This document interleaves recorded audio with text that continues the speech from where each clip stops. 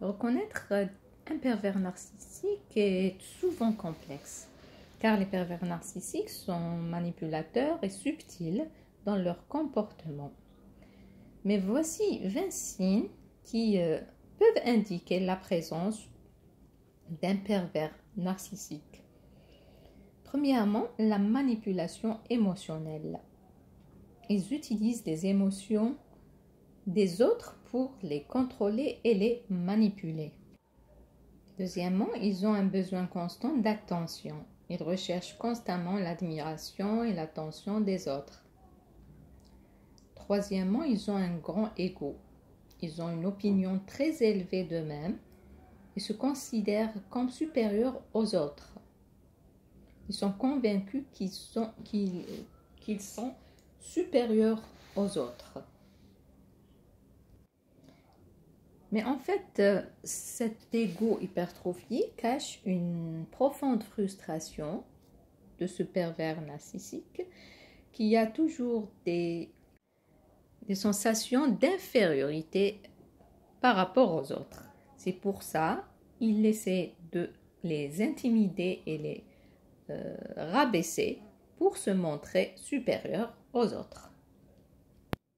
Le manque d'empathie, ils ont peu ou pas de capacité à ressentir les émotions des autres ou à se mettre à leur place, aux autres, que ce soit des êtres humains ou des animaux aussi.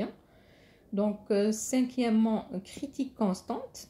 Ils critiquent fréquemment les autres, les rabaissent et les faisant se sentir inférieurs.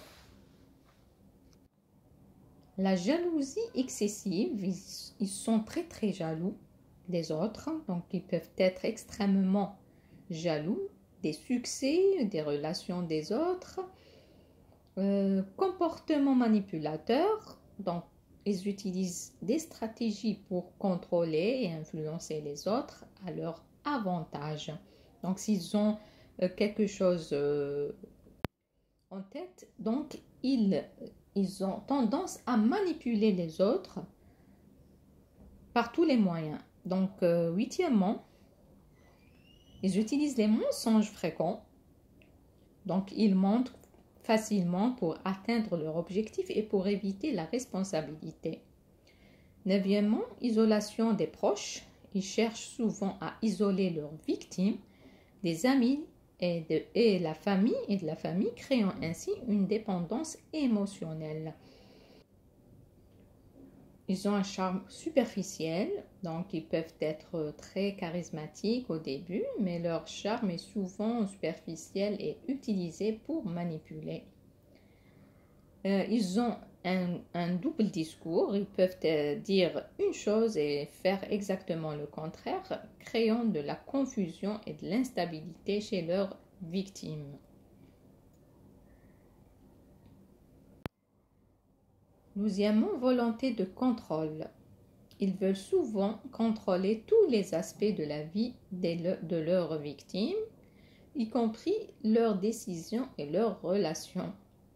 Treizièmement, projection de responsabilité. Ils attribuent souvent leurs propres défauts ou comportements à leurs victimes. Quatorzième caractéristique, donc incitation à la compétition.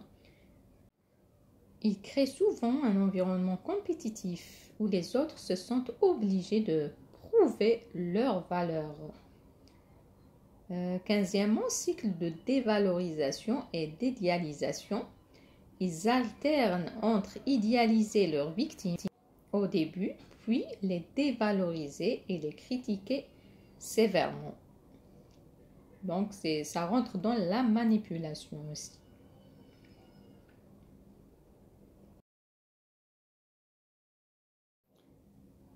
Absence de remords. Ils montrent peu ou pas de remords pour leur comportement blessant envers les autres. Ils ne se culpabilisent jamais. Usage de l'intimidation. Ils peuvent utiliser des menaces implicites ou explicites pour obtenir ce qu'ils veulent. Évitement des responsabilités. Ils évitent souvent de prendre la responsabilité de leur action et rejettent la faute sur les autres. Sentiment de supériorité. Il se considère comme un être spécial ou unique, le centre du monde, au-dessus des règles normales et des normes sociales. Cycle de victimisation. Il se présente souvent comme les victimes eux-mêmes, inversant les rôles pour obtenir de la sympathie et manipuler les autres. Mais vraiment, ils sont machiavéliques. Maintenant, on va voir une technique utilisée par les pervers narcissiques. C'est l'intimidation, la critique et l'intimidation. Le comportement manipulateur du pervers narcissique s'exprime souvent à travers l'utilisation stratégique de la critique pour abaisser et intimider ses victimes.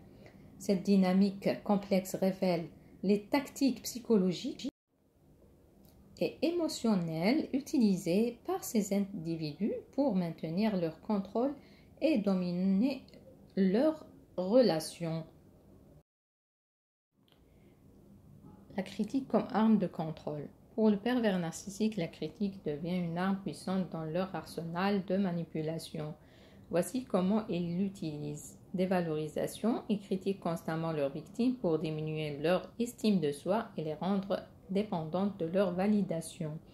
Intimidation, en utilisant des critiques cruelles et dégradantes, ils cherchent à intimider et à exercer un pouvoir coercitif sur leurs victimes. Le contrôle psychologique, en manipulant les perceptions et en distortant la réalité à travers des critiques constantes, ils maintiennent leur emprise sur leurs victimes.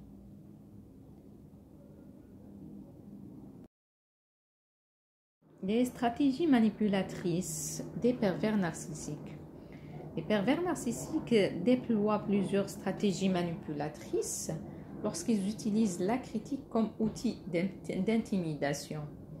Critiques non constructives, leurs critiques ne sont pas destinées à améliorer la situation mais à affaiblir émotionnellement la victime. Les insultes et dénigrements, ils utilisent des insultes et des dénigrements pour attaquer personnellement et fragiliser la confiance en soi de leurs victimes. Changement de rôle victimaire. Ils peuvent retourner la critique et se présenter comme la victime, inversant ainsi les rôles pour manipuler la perception des autres.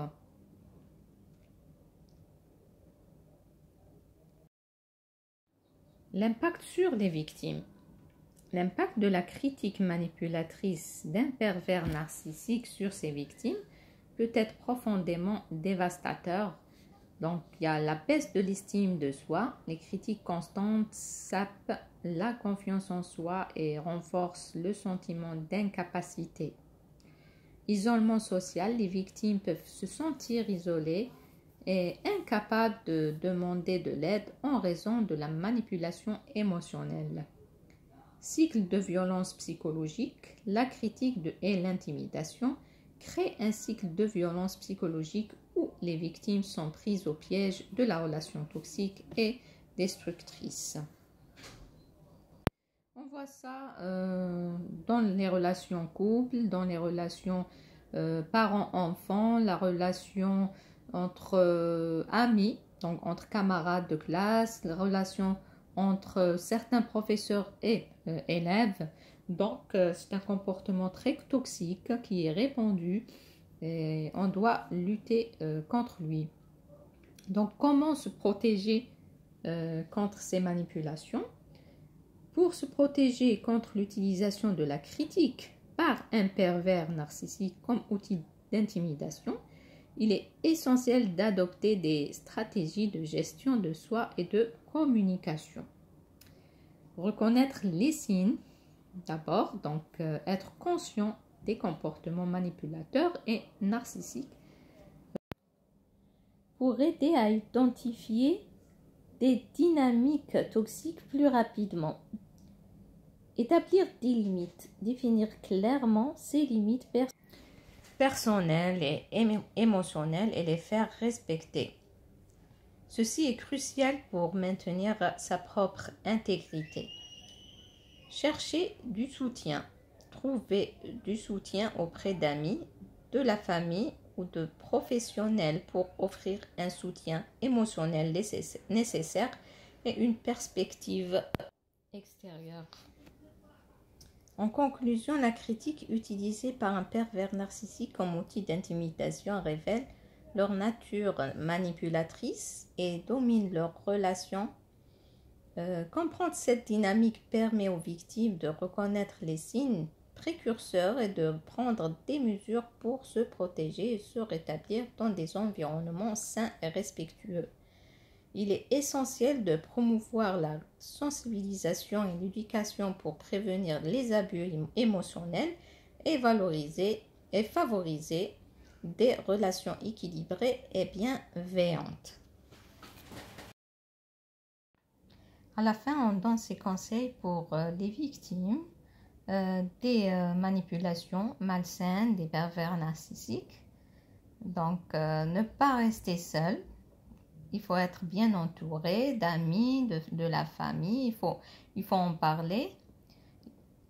Gardez vos distances. Donc, si possible, éloignez-vous des personnes qui vous intimident. Chose qui n'est pas toujours simple, surtout si la personne qui vous intimide ou votre pervers narcissique est votre prof, par exemple, ou bien un camarade de classe, ou bien un parent. Donc, c'est très difficile dans ces cas-là. Troisièmement, prenez soin de vous. Prenez du temps pour faire des activités que vous aimez et que vous détendent. Cela peut aider à renforcer votre estime de soi et à vous rappeler que vous avez des qualités positives. Parlez-en à quelqu'un. Ne gardez pas vos sentiments pour vous-même. Donc, ne gardez pas vos sentiments pour vous-même. Parlez à quelqu'un en qui vous avez confiance, que ce soit un ami, un membre de votre famille ou même un professionnel. Un psychologue par exemple, ou un conseiller ou thérapeute.